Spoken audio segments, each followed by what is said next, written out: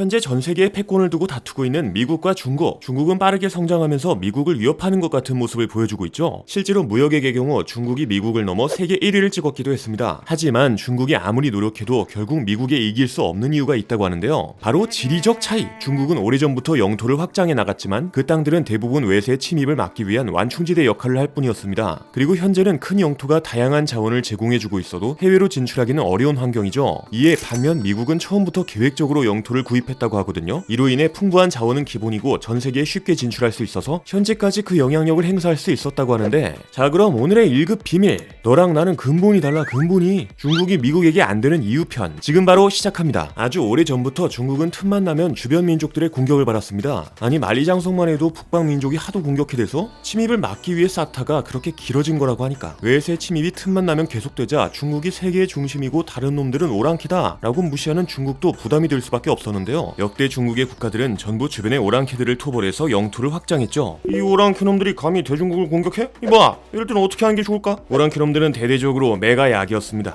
군대를 보내서 정보를 한번 하시고 겸사겸사 땅도 넓히죠. 그것도 잠깐이지.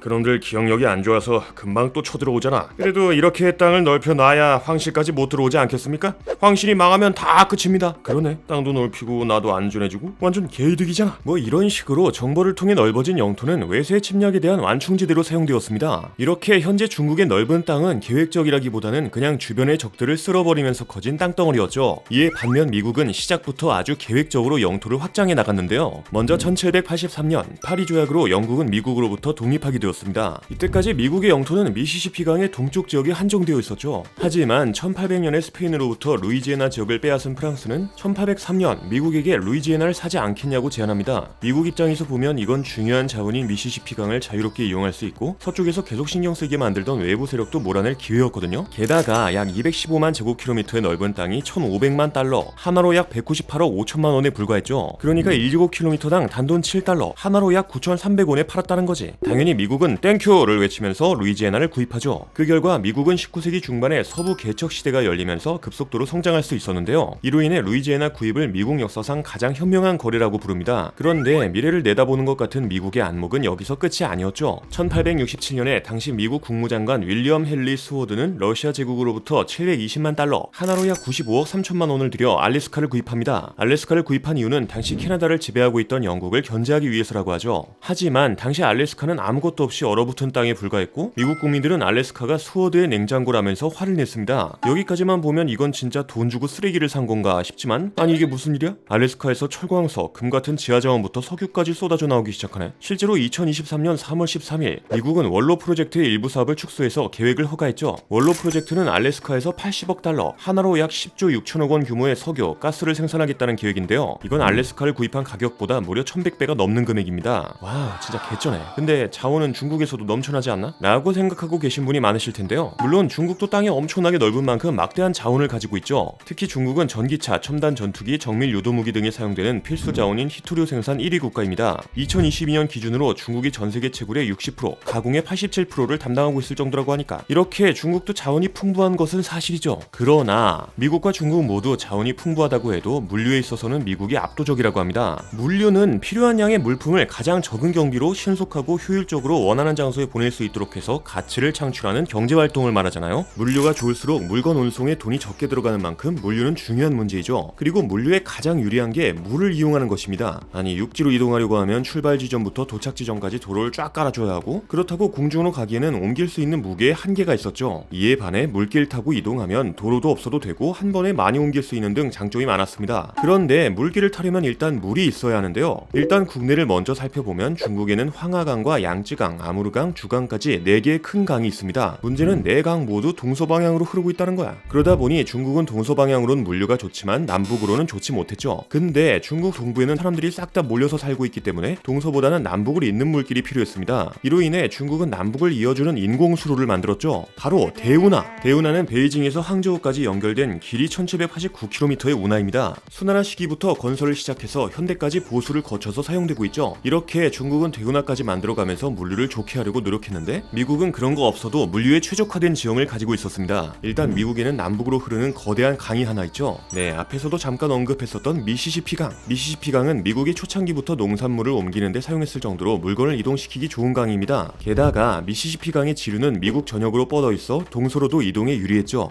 미주리 강을 통해 북서쪽으로 갈 수 있었고 아칸소 강을 통해 서쪽, 오하이오 강을 통해 동쪽까지 물건을 수월하게 옮기는 것이 가능했습니다.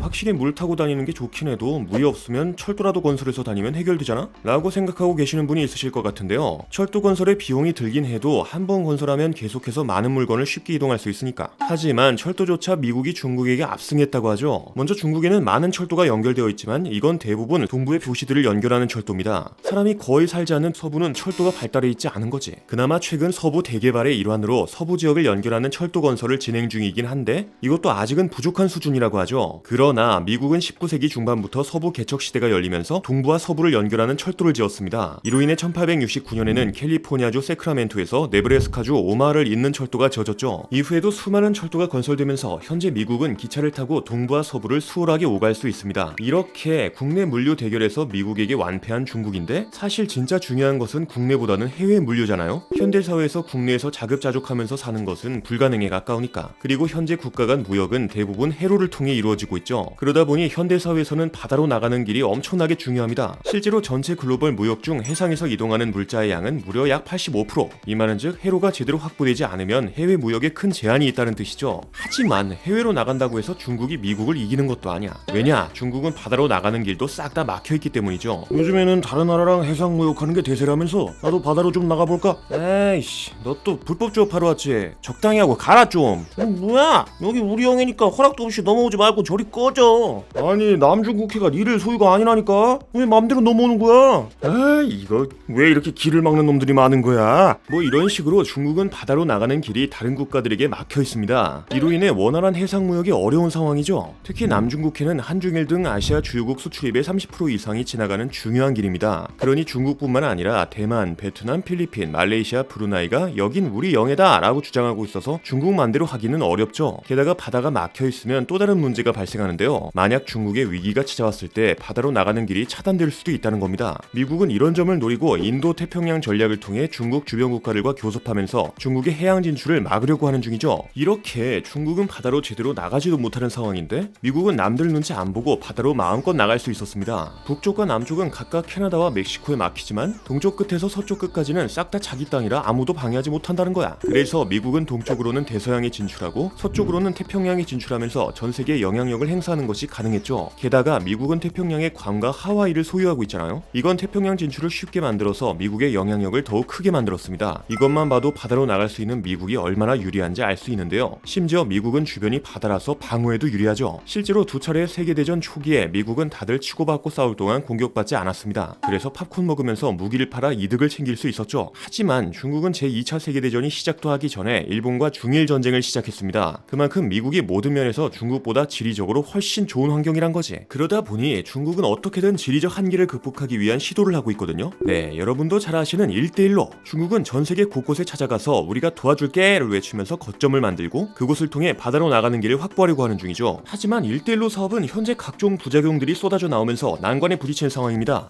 과연 중국이 지리적 한계를 극복할 수 있을지 지켜봐야 할 것 같네요. 자, 그럼 미국은 정말 축복받은 땅이라는 사실을 알게 되면서 오늘의 1급 비밀 마치도록 하겠습니다. 다음에 또 다른 이야기를 담은 서류 1급 비밀 파일을 들고 다시 찾아오도록 하겠습니다. 감사합니다.